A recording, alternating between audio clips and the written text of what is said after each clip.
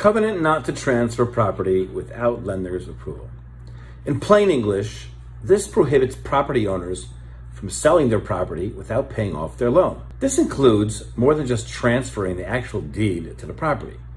Even transferring just the shares of the ownership entity while leaving the same entity on title is a no-no. This is probably one of, if not the most common loan covenants that you'll find in real estate lending, commercial or residential. In fact, in all my years in real estate, I've never once seen this not included in loan documents. Now, why in the world would someone want to do this anyway? Under what scenario would someone sell their property without getting lender consent or paying off their loan? Well, there could be many reasons. One is simply that the owner has really good, attractive financing in place, and the parties want to do a deal where the buyer takes over the existing financing. Another reason, and this is a very common one, is where the property has a lot of deferred maintenance or vacancy or some other form of distress, and the current owner wants to transfer the property to either a new buyer or a new partner, and they want to keep the existing loan in place. As you can see, if an owner could simply transfer ownership at will, both buyer and seller would benefit tremendously. The sellers could find someone to take over their loan, and the buyer could save the hassle and cost of applying for a new loan by just taking over responsibility for the existing loan. So what's the problem? Why is this prohibited? Simply put, lenders never want borrowers transferring ownership or even partial ownership of their collateral to someone that they're unfamiliar with, without paying off their loan, that is. After all, they specifically underwrote their loan with a particular borrower and guarantor taking responsibility. They got comfortable with their borrower and their experience.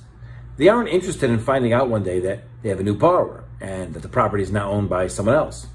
If this covenant wouldn't be in place, borrowers could have free rein to do whatever they want to do with their property, and lenders would have a very hard time figuring out who their borrower is and how to get paid. As a result, when the property is sold, the loan must be paid in full. This is known as the due on sale clause.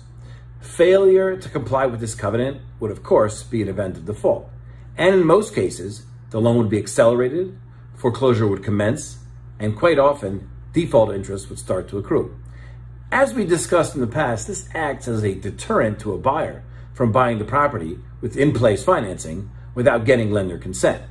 The last thing a new buyer wants to do is to trigger an event of default and lose their equity. It also prevents the current owner from selling without getting approval from the lender. In fact, many non-recourse lenders include this event of default in their bad boy carve-outs. What that means is that even if the loan doesn't carry personal guarantees, if the borrower commits this default, they become personally liable for the loan. As a result, transferring the property to someone else would only hurt them and not help them. We'll discuss bad boy carve-outs at a different time. I'm Mendy Pollock of Watermark Capital Partners. Watermark provides commercial real estate rescue capital. We also buy distressed real estate and non-performing debt. Please comment below or reach out to discuss any situation that I can help with.